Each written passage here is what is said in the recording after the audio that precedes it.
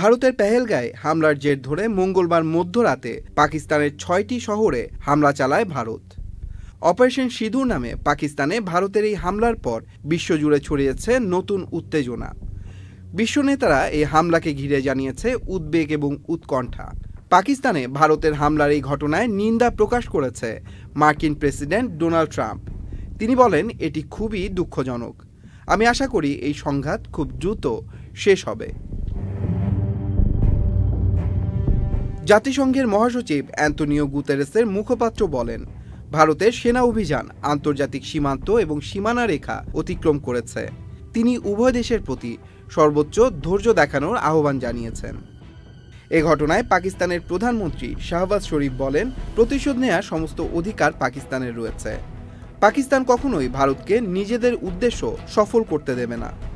দেশের মানুষ পাকিস্তান সেনাবাহিনীর পাশে দাঁড়িয়েছে এবং দেশের মনোবল একেবারেই মজবুত রয়েছে। ভারতের পররাষ্ট্রমন্ত্রী এস জয়শঙ্কর বিশ্ববাসীর উদ্দেশ্যে এক লাইনে একটি বার্তা শেয়ার করেছেন। সামাজিক যোগাযোগ মাধ্যমে জয়শঙ্কর লিখেছেন, বিশ্বকে সন্ত্রাসবাদের প্রতি জিরো টলারেন্স বা শূন্য সহনশীলতা দেখাতে হবে।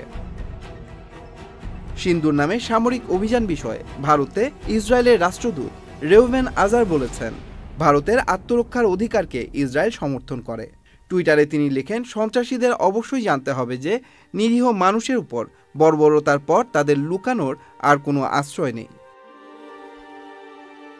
জাপানের প্রধান মন্ত্রিপরিষদ সচিব ইয়োশিমাসা হায়াশি বলেন, দক্ষিণ এশিয়ার শান্তি ও স্থিতিশীলতার স্বার্থে আমরা ভারত ও পাকিস্তানকে ধৈর্য দেখানোর এবং সংলাপের মাধ্যমে উত্তেজনা প্রশমনের জোর আহ্বান জানাই।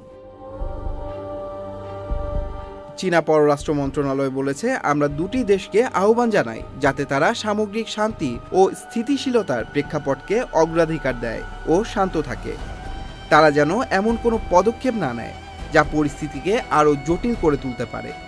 তন্ময় মাহমুদ, চ্যানেল আই অনলাইন। বান্ডেল থাকলে প্রতি সেনমানিতে টাকা বাঁচবে।